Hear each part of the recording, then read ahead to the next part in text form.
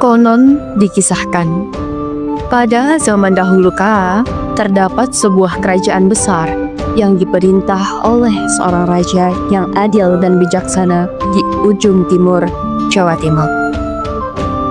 Sang raja mempunyai seorang putra yang gagah dan pemberani bernama Raden Banterang.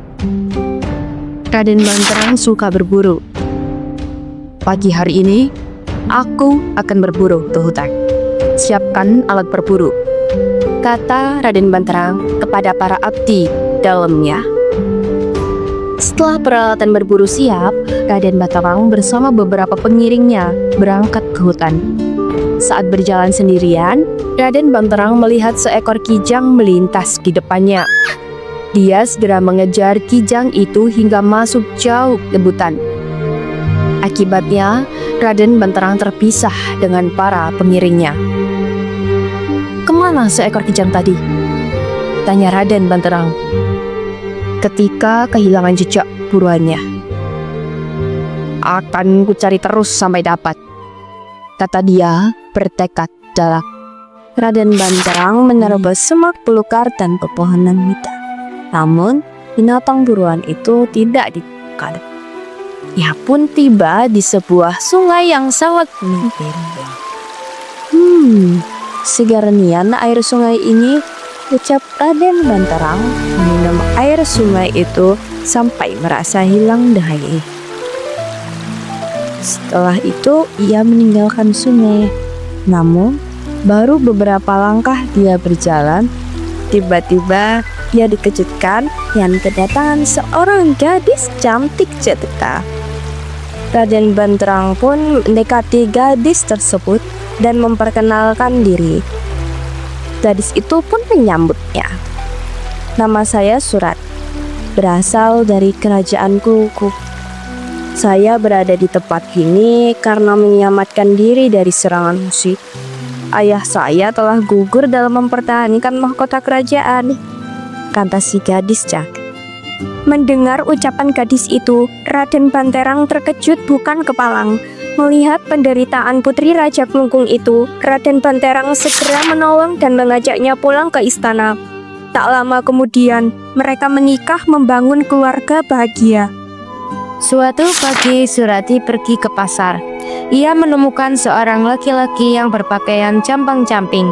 Setelah diamati, ia adalah kakak kandung Surati yang bernama Rupaksa. Rupaksa mengajak Surati untuk membalas dendam kepada Raja Bahtara. Surati pun bercerita bahwa ia telah diperistri Bahtara dan tidak mau mengikuti kakaknya.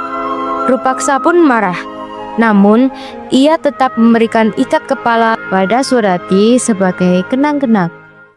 Pertemuan Surati dengan kakak kandungnya tidak diketahui oleh Raden Banterang, disebabkan karena Raden Banterang sedang berburu di hutan. Tatkala Raden Banterang berada di tengah hutan, tiba-tiba pandangan matanya dikejutkan oleh kedatangan seorang lelaki berpakaian campang-camping. "Tuanku, Raden Banterang, keselamatan Tuan terancam bahaya yang direncanakan oleh istri Tuan sendiri," kata lelaki itu. "Tuan bisa melihatnya dengan melihat sebuah ikat kepala yang diletakkan di bawah tempat peraduannya. Ikat kepala itu milik lelaki yang dimintai tolong untuk membunuh Tuan," kata lelaki itu. Setelah mengucapkan kata-kata itu, lelaki berpakaian campang-camping itu hilang secara misterius. Terkejutlah Raden Banterang mendengar laporan lelaki misterius itu. Dia pun segera pulang ke istana.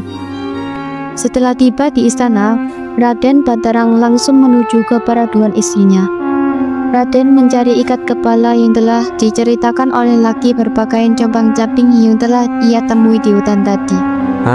Benar kata lelaki itu. Ikat kepala ini sebagai bukti kau merencanakan mau membunuhku dengan minta tolong kepada pemilik ikat kepala ini, kata Raden Banterang kepada istrinya. "Begitukah balasanmu padaku?" Tandas Raden Banterang, "Jangan asal tuduh. Adinda sama sekali tidak bermaksud membunuh Kakanda, apalagi minta tolong kepada seorang lelaki," kata Surati. Raden Banterang tetap pada pendirinya bahwa istrinya yang pernah ditolong itu akan membahayakan hidupnya. Nah, sebelum nyawanya terancam, Raden Banterang lebih dahulu ingin mencelakakan istrinya. Raden Banterang berniat menenggelamkan istrinya di sebuah sungai. Setelah tiba di sungai, Raden Banterang menceritakan tentang pertemuan dengan seorang lelaki compang-camping ketika berburu di hutan. Sang istri pun menceritakan tentang pertemuan dengan seorang lelaki berpakaian compang-camping seperti yang dijelaskan suaminya. Lelaki itu adalah kakak kandung Adinda. Dialah yang memberi sebuah ikat kepala kepada Adinda. Surati menjelaskan kembali agar Raden Banterang luluh hatinya. Namun, Raden Banterang tetap percaya bahwa istrinya akan mencelakainya. Tak lama kemudian terjadi sesuatu keajaiban. Bau harum merebak di sekitar sungai. Melihat kejadian itu, Raden Banterang berseru dengan suara gemetar, "Istriku tidak bersalah. Air kali ini harum baunya." Betapa menyesalnya Raden Banterang membuat Vi meratapi kematian istrinya dan menyesali kebodohannya, namun sudah terlambat. Sejak itu, sungai menjadi harum baunya. Dalam bahasa Jawa disebut Banyuwangi. Banyu artinya air dan wangi artinya harum. Nama Banyuwangi kemudian dijadikan sebagai nama kota Banyuwangi.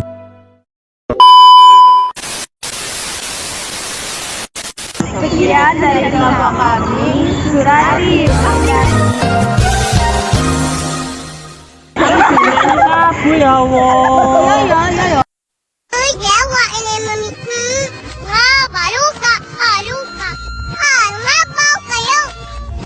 One eternity. Sekian dari kelompok kami, Surati Beli Karton. Terima kasih sudah menonton.